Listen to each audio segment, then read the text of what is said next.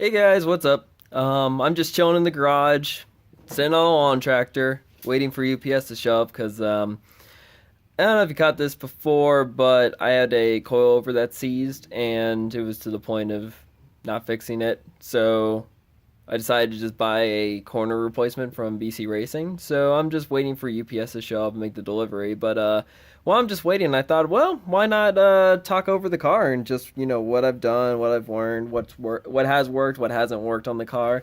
So if I get off this tractor, I guess we'll start at the engine because that's what everyone always cares about. And basically, oh sorry, yeah, try to do this one-handed here.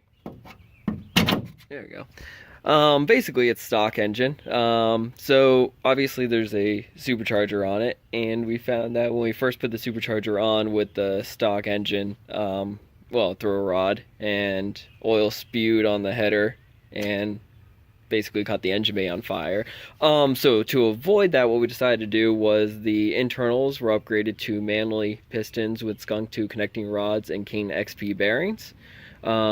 And then we re-supercharged. I had Pure Automotive Performance in Glen Burnie, Maryland, do the tune for me. One thing I didn't like with the Edelbrock system was that you'll see from other users, it has a box filter that goes right here behind the radiator. And I didn't really like that, so what I decided to do was I bought a Perrin intake, which does run in front of the radiator, and you wouldn't be able to see it, but it is like right behind this part of the bumper, and there's a diffuser to let the air go up into it. So this whole bumper is a pretty big filter, nice cold air intake that then can run and go into the throttle body. One of the things that I really did not like about this supercharger is that there's a bypass actuator that allows that under normal easy conditions. Basically there's an air that bypasses the root supercharger, so that way it's running more efficiently. And that thing, it's like in here pretty deep. I don't think you're gonna be able to see it, but there's a septum attached to it that has broken constantly. I've gone to 3 of them and have spent a fortune on those things, and it also is just a pain in the ass because you have to take basically the whole supercharger manifold off.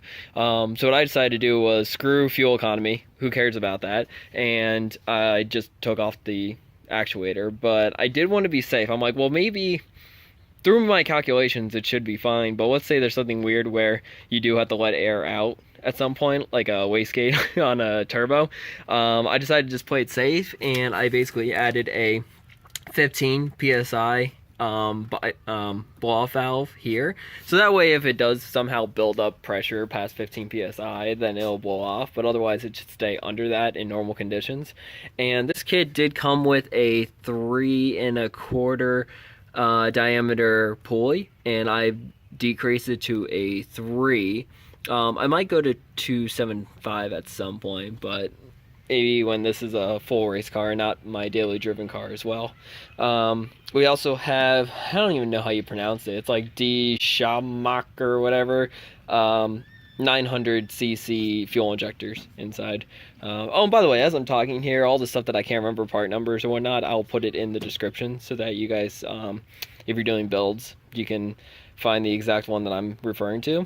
Another thing that's been annoying is the belts. I don't know why, but with this configuration, I've had so many squeaky belts, and I've had so many belts that don't squeak, but then they break on me. So I finally found, and looking through forums, this is the Continental Poly V, and again, I'll link the part number, but this belt has lasted the longest by far, and has been the quietest. So I highly recommend that serpentine belt. Obviously, Perrin, auxiliary, and crankshaft pulleys. Who knows if they do anything. Down here, I have a Tomei, I think that's how you pronounce it, equal length header. I did have a Borla unequal length header, and that kept cracking. I welded it, cracked, got a replacement, that cracked, and there was a lot of things that I could determine with that. Like, the configuration for an unequal length header is to have 4 hoses going, or tubes going into one main tube, and that configuration has a lot of stress involved, and it's really hard to weld if it does break, where the equal length headers do like 3 Y fittings, so you have 2 and 2 that go into 2 and then 1 at the end. So going on equal length actually is a lot more structurally integral. And also too, the Boral, I don't know if it's because they're just such a big company or whatnot, but when you looked at their stuff, it was very low-grade stainless steel, and it looks like they MIG welded, and they definitely didn't back purge the stuff. It was all grainy and sugared inside. So when I looked at the Tomei, I was like, wow, this is a very well-made, well welded, and they even put members in it to allow for the whole thing to still work properly with expansion due to heat. So it's like they really thought it well, and I haven't had any problems with that at all. Going on with that Tomei header, I don't know if I can see. Ooh, yeah, so the header goes to a Perrin overpipe, which a lot of people are like, what the hell is an overpipe? It's literally a pipe that goes over the control arm. I don't even know if you can see it. Oh yeah, it's in there.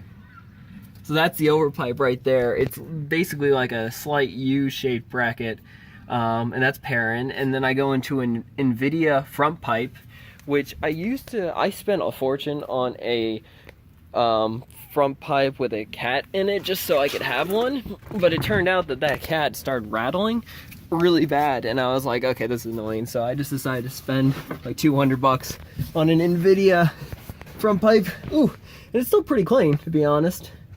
And then Perrin Midpipe, I think they call it, to a Perrin S pipe, and a lot of people don't know, you can actually twist the S part, like the curved part, and that will change how far your tips stick out the back end. So I saw one guy where he had one tip sticking out way more than the other, and they were both farther out than he wanted, and I was like, oh, you just gotta twist that thing to make adjustments. And he was like, oh, that was cool. So let's see here. Ooh. And then let's go into the back. We have the Perrin main muffler, and then just Perrin holders and whatnot. And while back here, you can see I have the Whiteline full kit that has the braces. This is the 18mm sway bars, and I have the 22 22mm sway bars in the front. And one of the things that I had that was really annoying was that these sway bar Endlinks, they like to break all the time. They're very dirty, obviously. They used to be nice and clean, but and they're covered in NACs too. But I ended up just making these Endlinks because, again, the ones I kept buying everywhere, they just kept breaking, and I made sure my geometry was right. But yeah, I was not very happy with it. And you can see I did the same on the front end here. So that's a custom Endlink with the sway bar. And again, this is a stock coilover right there. I got my pieces ready for when I get my UPS delivery, but those are the BC Racing GS series coilovers, where I went 8K all the way around.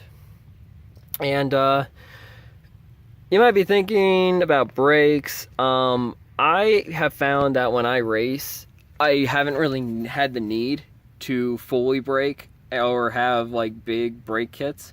I think it unsettles the car too much, and when you go to an autocross event, they try to make it that you're just gradually turning all the time. So I thought, well, I really don't need the extra weight, but I still want good braking force. So what I've done all around all the time is I get high carbon cryogenic rotors that shouldn't warp, and I haven't had one warp yet.